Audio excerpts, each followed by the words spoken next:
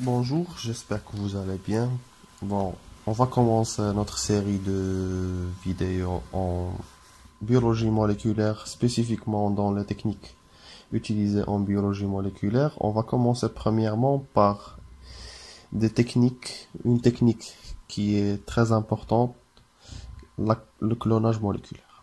Donc, on va commencer premièrement par le principe de cette technique. Le principe de cette technique, c'est faire une insertion d'un fragment d'ADN dans un vecteur de clonage. Qu'est-ce que ça veut dire ça? On a un ADN quelconque qui a un intérêt X. On va l'injecter dans un vecteur qui est normalement soit des plasmides ou des cosmides. On va détailler ça dans une autre vidéo pour donner plus d'importance à ces vecteurs parce que la partie de vecteur, c'est ça qui alourdissent le cours de clonage moléculaire parce qu'ils ont des spécialités, soit on va voir ça après. Donc on a un ADN inséré et notre vecteur et on va faire une ligature pour former un ADN recombinant. C'est ça le clonage moléculaire. Et cet ADN recombinant, on va l'injecter dans une cellule et cette cellule, on va la mettre dans un milieu de culture. Il va se multiplier. En multipliant, ça veut dire notre ADN va se multiplier à l'intérieur de chaque cellule. Voilà, c'est ça notre technique. C'est ça comment se déroule. Mais premièrement, on va détailler le vecteur. Qu'est-ce qu'un vecteur? Un vecteur, c'est une petite molécule d'ADN qui peut être soit circulaire ou chromosomique et qui nécessite une cellule hôte pour se multiplier sur ce qu'on a déjà mentionné. Le vecteur, les propriétés d'un vecteur. Un vecteur doit avoir des gènes de sélection, par exemple des gènes de résistance contre les antibiotiques. On va voir après l'intérêt de ces gènes.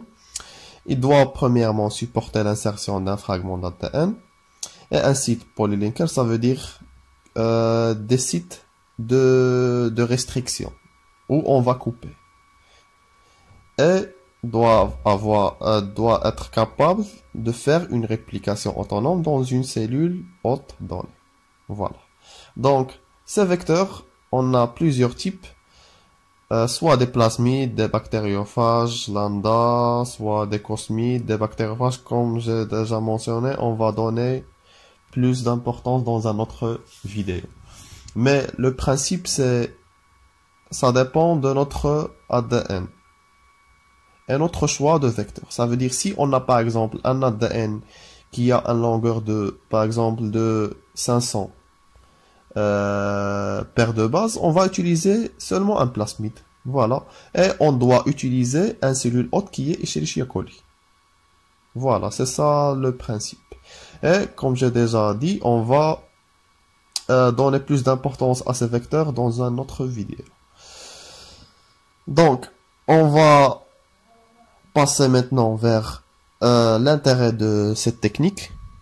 L'intérêt de cette technique, premièrement, pour faire un banque génomique. Qu'est-ce qu'un banque génomique? Ça veut dire, c'est le même principe des banques. On va stocker un gène d'intérêt dans des cellules hôtes. Par exemple, on a un gène, par exemple, d'insuline, on va l'injecter dans un vecteur, et cet ADN recombinant, on va l'injecter dans une cellule hôte, et on va les stocker ou conserver. Voilà, et on va construire un banque génomique. Deuxièmement, c'est pour obtenir plusieurs copies d'un gène. Chose qu'on a déjà mentionné, c'est par exemple, chaque fois qu'on injecte un gène dans un vecteur et l'ensemble qui est l'ADN recombinant dans une cellule, la cellule va se multiplier, donc il va donner plusieurs cellules. Chaque cellule doit contenir une copie de chaque vecteur qu'on a déjà inséré. Et troisièmement, pour faire la transgénèse ou pour fabriquer un OGM ou bien un organisme génétiquement modifié. Et dernièrement, pour faire la production d'une métabolite, par exemple l'insuline. On va le présenter après. Donc, comment on fait exactement cette technique? Premièrement, on prélève des cellules qui peut être soit des cellules buccales ou n'importe quel type de cellules qui contient notre gène d'intérêt. On va prendre nos cellules et on va faire une extraction d'ADN et repérage de notre gène d'intérêt qui porte l'information pour la production d'un protéine X. Pour notre exemple, on va utiliser le protéine qu'on va produire, c'est l'insuline. Après, voilà notre gène. Après, on va découper ce gène par des enzymes de restriction. Un enzyme de restriction qui varie selon notre vecteur. Ça veut dire que le choix de vecteur dépend aussi d'enzymes de restriction qu'on a. Ici, on a découpé avec bas machin. Pour notre vecteur, on va utiliser aussi le bas machin. Voilà, on va découper ces milliers qu'on avait utilisés pour couper les gènes de protéines. Il faut toujours utiliser le même enzyme. Voilà, après on va faire un traitement par le phosphatase. Pourquoi? C'est seulement pour enlever le phosphate. Si on laisse le phosphate, on va avoir une relégature du plasmide. Et on ne doit pas avoir ça. Donc, on va l'élever, enlever, et après, on va insérer les deux, notre gène par un ADN ligase. Voilà, notre ADN ligase pour faire la ligature pour former l'ADN recombinant. Et après, on va injecter notre ADN recombinant dans une cellule hôte. Il existe plusieurs méthodes pour injecter. Soit par électroporation, ça veut dire on va utiliser l'électricité. L'électricité va causer des pores au niveau qui sont réversibles au niveau du membrane de la cellule. Et donc, l'entrée de notre ADN recombinant. Sinon, on peut utiliser la micro-injection qu'on utilise souvent pour les cellules animales.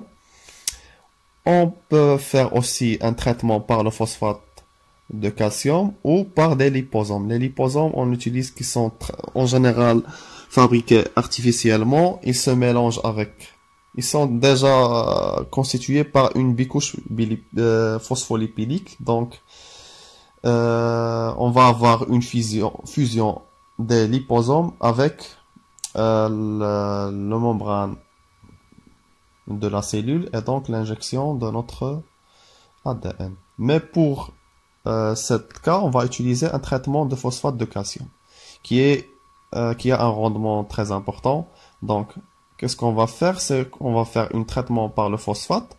Le phosphate va se lier au niveau de l'ADN, donc il va créer toutes sortes de collage de notre ADN recombinant au niveau de la surface de la cellule. Et après, on va causer un choc thermique qui va créer des pores. Et donc, notre ADN peut entrer à l'intérieur de la cellule hôte. Après, notre cellule hôte, on doit utiliser, qu'on a déjà mentionné, on va utiliser des antibiotiques. Notre vecteur contient déjà un gène qui code pour les antibiotiques. Donc, on va utiliser par exemple, c'est ça l'étape de la sélection des clones. Donc, on va utiliser par exemple un tétracycline. Si on ajoute le tétracycline, seulement les cellules qui ne contiennent pas notre vecteur seront détruisées. Donc, l'injection de notre tétracycline, qui est un antibiotique, va éliminer les cellules qui ne contiennent pas notre vecteur. Donc, seulement les cellules qui existent dans le milieu sont des cellules qui sont transformées, ou bien contiennent notre vecteur. Et donc, on a sélectionné la cellule qui contient notre vecteur. Ces cellules seront mises en culture, ça veut dire la multiplication des clones. On va les mettre dans des cellules, dans des milieux favorables. Par exemple, si on a Escherichia coli, on va les mettre dans un milieu favorable et les cellules seront multipliées. Voilà. Et si, par exemple, on est intéressé par la production qui est à grande échelle, on va utiliser des bioréacteurs. Voilà, on va mettre ces cellules dans des bioréacteurs pour fabriquer plusieurs copies des cellules transformées. Et comme on a déjà, quand j'ai déjà mentionné, c'est pour fabriquer des métabolites comme l'insuline. Voilà, on a inséré un gène d'insuline. L'insuline sera produite à l'intérieur de la cellule. Donc, on doit faire une liste de la cellule pour faire sortir notre insuline. Voilà, il reste notre insuline. On va faire des méthodes de séparation pour avoir notre insuline. Il existe plusieurs intérêts plutôt de cette méthode, mais le principe général c'est ça, c'est introduire un gène d'intérêt dans un vecteur de clonage, et ce vecteur de clonage, on va l'injecter dans des cellules hôtes, qui est généralement Escherichia coli, et on va multiplier la cellule pour avoir plusieurs copies, et après on va faire une liste de la cellule pour faire sortir notre insuline. On peut utiliser aussi pour la fabrication des OGM, etc. Je vais les détailler après dans un autre vidéo. C'est ça pour aujourd'hui. J'espère que ça serait utile pour vous. Voilà, et bon courage. On se voit dans un autre vidéo.